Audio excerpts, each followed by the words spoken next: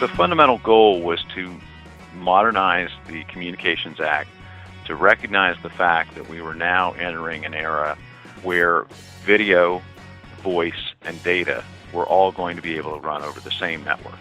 Hello, you are listening to the Community Broadband Bits podcast from the Institute for Local Self-Reliance. I'm Lisa Gonzalez. Recently, the D.C. Circuit Court interpreted Section 706 of the Telecommunications Act of 1996. Section 706 is one small piece of a complex and voluminous piece of legislation. Earl Comstock, principal at Comstock Consulting, speaks with Chris this week. He's a former congressional staff member who helped craft the bill and move it through the legislative process. In addition to participating in the development of the Act, Earl has had a chance to see how it's been interpreted by past administrations, the FCC, and the courts. Here are Chris and Earl. Welcome to another edition of the Community Broadband Bits podcast. Today I'm speaking with Earl Comstock, the principal at Comstock Consulting. Welcome to the show, Earl. Nice to be here, Chris. So, Earl, I want to get into some of your expertise, and we're going to be talking about the 1996 Telecommunications Act. But first, I want you to explain to our audience why they should think that you know anything about the Act. And I'll introduce you by way of saying that you and I first met at a Freedom to Connect event near Washington, where I sort of thought of you as being more of a cowboy. So what experience do you have with the 96 Act? Well, actually, I was one of the principal staff that worked on the 96 Act. I worked on the Senate side, both for Senator Ted Stevens of Alaska and also as a special counsel to the Senate Commerce Committee, which was the principal Senate committee involved in the drafting of the bill. And so I participated in literally everything from the very beginning of the bill to all the way through conference. And, you know, what's interesting is most people think of the Telecommunications Act of 1996 sort of as this single entity, but it actually was the culmination of about 4 years of very solid and focused work by the Congress on specifically reformatting communications laws in the United States. This was it's the only major overhaul of the Communications Act of 1934 that had occurred up to that time and actually has occurred since. So in the 80 years since the Act was adopted, this was the one fundamental reorganizing and amendment of that statute. What was the purpose? You said it took many years of studying what was happening and coming up with a plan. What was the goal of the 96 Telecommunications Act? Well, the fundamental goal was to modernize the Communications Act to recognize the fact that we were now entering an era that we're in today where, because of the digitization of information and the no longer having to use sort of analog transmission technologies, but you were going to digital, the advent of fiber, the advent of protocols like TCP/IP, you were now going to be able to use the same basic underlying infrastructure to transmit what had previously been required separate infrastructures, namely, in particular, video, voice, and data were all going to be able to run over the same network. The same basic telephone lines or the cable networks or the wireless networks, basically, they were all going to turn into being able to deliver the same services. That's right. Up until the advent of the digitization and then, you know, particularly the development of fast enough computer processing, you had a system where in order to send video signals, which require a large amount of data, we really had to build a separate network, and that was the coaxial cable network. Narrowband digital information could run over the telephone network, which had been optimized for voice but also sent data. And then you had wireless was coming along. And originally, you know, we used the wireless spectrum for sending telegraph messages, and then we advanced on to using it for radio and then TV broadcast. But again, it took up large amounts of bandwidth to send particularly video information. And now with, you know, sort of this convergence of not only the digitization that allowed you to use the same physical infrastructure, but you had the computer industry converging as well with the high-speed processing and computer capabilities, which were going to be necessary to do this packetized, digitized information flow. In fact, the one thing I would say that people really misjudged in the 96 Act was the length of time it was going to take for computer processing to become small enough and powerful enough to give you the kinds of devices that you have today. I think if you'd asked people back when we were doing the 96 Act, they would have thought you'd have a device like the iPad or your smartphone. Probably they would have put the date somewhere around early 2003, 2005 instead of, those devices rolling out really closer to 2010. One of the things that Dwayne Hendricks and I talked about in previous podcasts was how some of the FCC policies really seem to have slowed down the emergence of those devices by not encouraging an environment where they would be able to seamlessly communicate. So I think some of our criticisms of the FCC will be coming up a little later in the show. But one of the criticisms that I've heard of the 96 Act is actually that the people who were crafting it didn't really understand what the internet was, and they never used the term internet in it. And so I'm curious if you can respond to those sorts of charges. Well, certainly be happy to. First of all, the term internet is in there. It's defined in Section 230, which was added in the 96 Act. But the main reason you didn't have the term internet in there is because the internet is simply a term for a network of networks. And so, in a way, it's too broad a term. In fact, there was actually a provision that somebody had added, a congressman had added on the House floor, that would have prohibited the FCC from regulating the internet. But because the term was so broad, everybody looked at that and said, well, we don't know what that's going to result in. Depending on how you look at that, the internet could be everything from all of your applications and devices that might attach to this network, to the network itself, to some subset of the network. So that provision was struck in conference. And so that's the reason you don't see the term internet in there, really, because it's a vague general description of an interconnection of networks. And the statute itself basically said, we don't care what technology you're going to use. It may be TCP/IP now, it might be something else in the future. This is a statute that's going to probably remain in effect, if the last major iteration of the statute was any guide, for the next 60 years.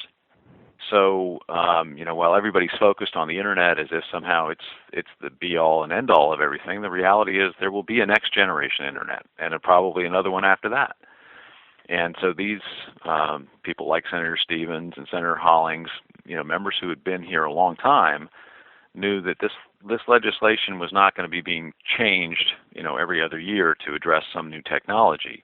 They were trying to write it in technology-neutral terms, and that's why they really focused on what is it that you're doing with this infrastructure? What's the goal here? So they focused on things like universal service, making sure that there would be support for the infrastructure that's needed so that rural areas and high-cost areas and poor urban areas would all be served just like the telephone network had been rolled out before.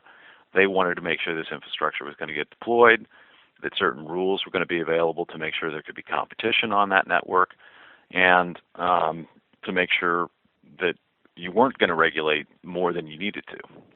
So they were very aware of the internet.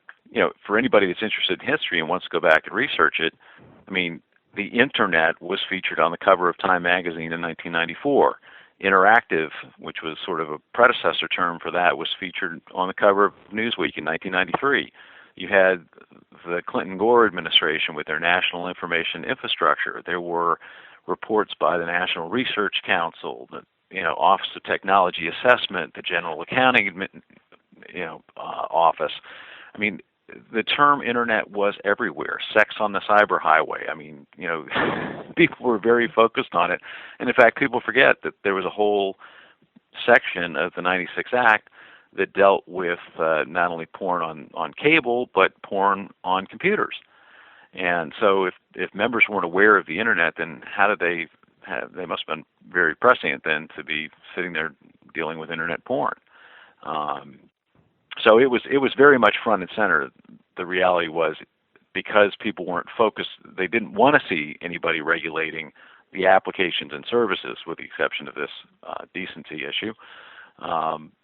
They were really focused on the nuts and bolts of the underlying infrastructure that makes the internet possible. So one of the things that I've been critical about, and I say that very consciously as someone who, didn't really get involved in internet policy or wasn't interested in how these things worked until 2003 or later. And so when I look back, I think, well, the Telecommunications Act, it got everything wrong. We don't have competition, and in our conversations before today, you've helped me to understand that that's not necessarily the fault of the act. That in fact, there are a lot of things the act got right, but were later screwed up in part by the Federal Communications Commission and courts maybe, and the Congress getting involved. I don't know, but I'm curious, how did we not end up in the world that we hoped we would end up when we passed the act? The Federal Communications Commission is the chief culprit there. They took the statute, and because the various bureaus inside the FCC were very closely aligned with certain segments of the industry, there was a cable bureau, there was a common carrier bureau, there was a wireless bureau. They all sort of protected their individual fiefdoms and wrote, rather than looking at this and saying, now with convergence, and if you actually read the Telecommunications Act, you can see this, Congress basically said, we're going to start moving everything toward what's called a common carrier regime, Title II. And the basic thrust of common carriage is you, the network operator,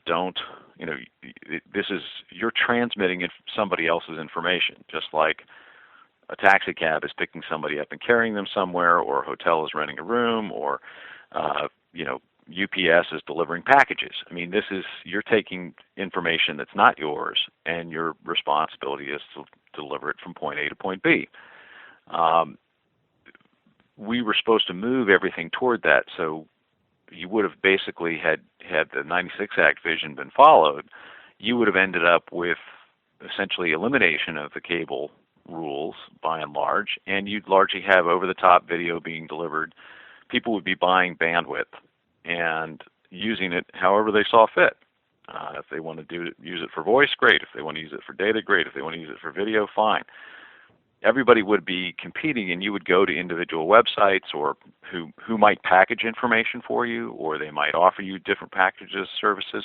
But the bottom line is you would be able to attach your device and come up with new services, new both information services or new transport services to send across this. It would have been your basic pipe, as Senator Stevens referred to it, that would have been used to transmit information just like any other utility. So the goal of the 96 Act was essentially to start eliminating these silos, the cable silo in particular, and move toward a common carrier regime.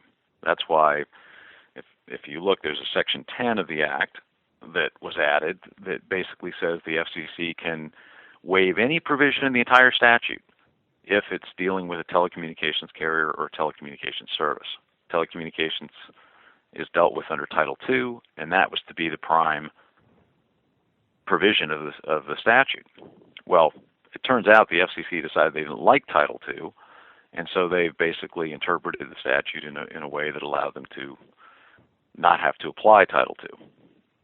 So they've turned the act on its head. And so one of the questions I have then is, so you would say that the 96 Act basically anticipated that, for instance, if Comcast was delivering service to my home, that I would be able to get multiple ISPs that would be competing using the Comcast infrastructure, and they would be competing on the service level for my business. Exactly.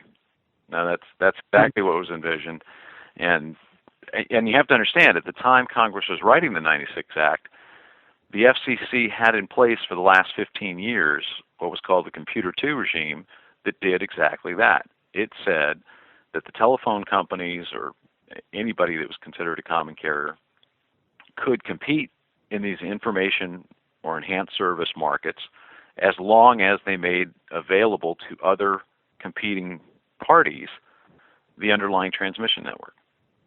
And so the goal was to apply that same type of regime to cable networks, which then would have allowed you to get the bandwidth you need to do over-the-top video, to do your Netflix, to do Hulu, to do all these other things that you can do today, but albeit very slowly and without a whole lot of competition. When a lot of us who are critical of the FCC look back on this, we blame the Bush administration. And you've spoken up in a number of places saying it's not that simple. When did the FCC start making these decisions that were moving away from the goals of the Act? Literally within months of the passage of the Act. So starting under Chairman Hunt, followed by particularly Chairman Kennard. Chairman Kennard was really the person who was in the driver's seat when they made critical decisions about not applying this common carrier regime to cable. And once they made that decision, and Senator Stevens and Senator Burns and others who were very concerned about universal service challenged that and said, what are you doing? Why aren't you applying this to cable? Why isn't internet over cable going to pay into universal service like data over telephone networks does? They were very distressed about that, and that was really the starting of the unraveling of the Act. Once the FCC decided to treat cable as something different, and they did it several different times. They did it in terms of not applying universal service. They did it in terms of not opening it up to competing ISPs. They did it in terms of giving the cable folks a reduced rate, or not increasing the rate that they were going to pay for pole attachments, which was one of the requirements of the Act. And if you've got any doubt about the clout of the cable industry, there was also a provision in the 96 Act that told the FCC very specifically to open the set-top box market to competition. Here we are 20 years later, and right. You still don't have set-top box competition. Right. I mean, and that's the perfect example, I think, of where you're throttling innovation, because the folks that make TiVo, wow, they had some great ideas, and a lot of those ideas were either stolen or they were prohibited from really being accessible to hundreds of millions of people. Right. Well, when you look at what you can do on your smartphone and compare that, or on your Apple TV or something else, and compare that to what you can do with your set-top box, it's mind-boggling. I mean, why are we stuck with this lousy search capability? And I think Comcast just finally came out with a box you can talk to. I haven't heard any reports as to how well it works. But I mean, there's been very little innovation on the cable network at all. And also the other thing that people forget is, when the internet got started, because you could buy connections from the phone company, they had to sell them to you, and you could attach electronic devices that met certain standards to that network, and the phone company couldn't say anything about that. If you wanted to use it to send data in a different fashion, you could. But that was because of regulations that allowed you to do that. You can't do that on the cable network. I was just reading that and rereading a part of Reed Hunt's book. So You Say You Want a Revolution, I think is what it was called. And he talks about that the telephone companies wanted to charge you the equivalent of long-distance fees for using your modem on their network. And, that was regulation that prevented them from overcharging people. And that's what allowed so many of us. I mean, I remember dialing into, I think it was infocom.com in Rochester, Minnesota, as a high school student, and reading about all kinds of things on the internet at that time. And my parents never would have let me do that if we had to pay per minute. Right. Well, that was the foreign exchange rules, and I mean, certainly the FCC under Chairman Hunt did some good things, but he missed the bigger point, which was this digital convergence, and he missed the opportunity then to apply the rules that had been successful on the telephone network to the cable infrastructure. And as he was warned, once they made the decision that broadband over cable was not going to be subject to these rules, it was inevitable that then they'd have to take away those rules for broadband over telephone. And here's another indication of just how badly the FCC got it. In 1992, when Bell Atlantic committed to the state of New Jersey that they were, in exchange for rate deregulation, they would build a broadband network. They had three different speed commitments that they made. One was narrowband, which was 144 kilobits a second. So that was an upgrade from existing plain old telephone service. wideband was 1.5 megabits a second, and broadband was 45 megabits a second symmetric service. This is in 1992. So when people were talking about broadband, when Congress was talking about broadband, when you talk about Section 706 and the advanced telecommunications capability, they were talking about 45 megabits and up, a DS3 and up.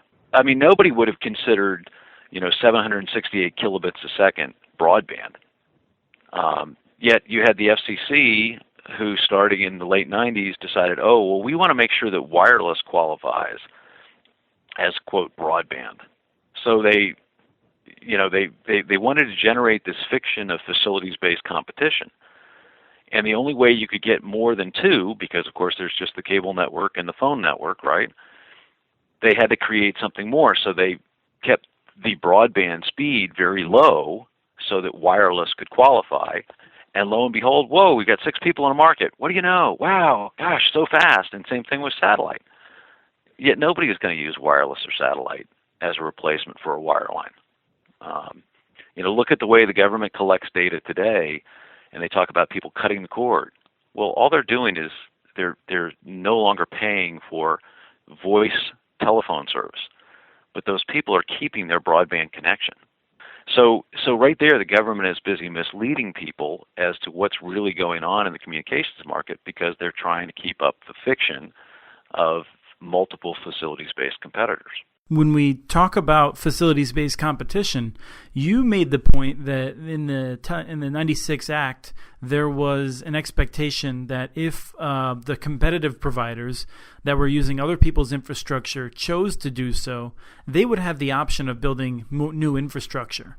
But the FCC interpreted that as, over time, the new competitors would have to build their own infrastructure because they would not always have access to the cable and incumbent telephone facilities. When the statute was passed, one of the keys, and again found in Title II, was the right for competitors to connect their own networks or their own parts of networks to the underlying existing infrastructure.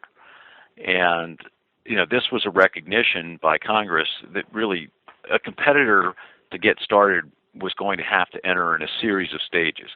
They might start out reselling the existing either cable or phone network, we were thinking at the time. That, as they got customers and therefore got a revenue stream, they might decide, I want to add my own switch, or I want to add my own fiber ring in a particular area. And so they would add those piece parts. But again, they would continue to grow by competing, reselling, gaining size. As they did that, they would probably want to control more of their network. In fact, you see that today with the recent decision by Netflix to say, we're going to, instead of paying somebody else to let me use their network, I'm going to build sort of my own network a little bit and do this. But they're not building infrastructure that's reaching every home and business. They're building a series of point-to-point data connections that they have a lot of traffic on, and it makes sense. But what happened was, the decision was made that rather than saying we're going to open the cable network to this resale model, they said, no, we're not going to do that. We're not going to let competing ISPs have a right to get access to the cable network. If you want to compete with them, you got to build your own. Well, that left you with the phone network, and a couple of years later, they took away the phone rules that allowed people to get access to that. So we went from having literally thousands of independent ISPs who were competing for your business to now we've got just a couple of major players. You saw the same thing happen in long distance. But when we did the 96 Act, there were over 400 long distance providers.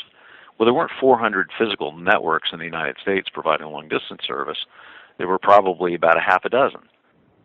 And the rest of those people were reselling capacity on AT&T or MCI or Sprint's networks. Through resale, you got a lot of consumer competition for both businesses and residential customers, but there weren't that many physical infrastructures that you were doing. That was a function of how much, basically maximizing the use of the existing facilities. Congress thought when they did the 96 Act that the same model would apply. And it would have applied if the FCC had maintained its Computer 2 rules to the provision of broadband internet service to homes. if I was a competitive ISP and I started off by leasing the facilities of the incumbent telephone company, and then I decided I was going to build my own fiber, that fiber then would still have common carrier requirements on it, right? That's absolutely correct. When you're using the public rights-of-way, the basic statute says you get access to the public rights-of-way and poles, ducts, and conduits if you're going to be a common carrier. And somehow the FCC is managing to let people get all the benefits of being a common carrier without any of the obligations. And just the reality is, Chris, if you think about it, when we now have competition in most states in electricity, but nobody's building another electric line to your house to have that competition. What they've got is they've got different generators of power who then all share that transmission, that line, that electric line to your house, and they can come in and offer, their power over the same line. The incumbent power company is the guy who maintains that line, and he gets paid for letting other people use his line. But nobody was crazy enough in electricity to say, oh gosh, we need another electric line strung to your house if you want to have electricity competition. Yet somehow that's what the FCC has effectively done, is they've said, rather than the way the statute was structured, where if the competitor decides he wants to build his own facilities, he's got that right. The FCC turned it around and said, oh no, if you want to compete, you must build facilities. Well, that's why we don't have much competition today. It doesn't make any sense.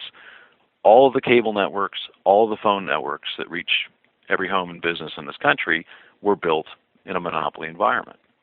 So asking a competitor to come in and duplicate that is just insane. It hasn't worked anywhere. We're going to come back, and Earl, we're going to talk again in the near future and talk about things like network neutrality, and I think really how that's a symptom of a problem, and solving other problems will make network neutrality no longer a problem, and we'll talk a lot more about Title II. But is there anything else you want to say in regard to this little history lesson today? Glad to have the opportunity to hopefully help educate some folks, and like I said, if people are interested, there's lots of information out there if anybody cares to do some research on it. Any place you'd recommend they look to start? Go in and search for things by the National Research Council. You can look for the Office of Technology Assessment, the Government Accountability Office.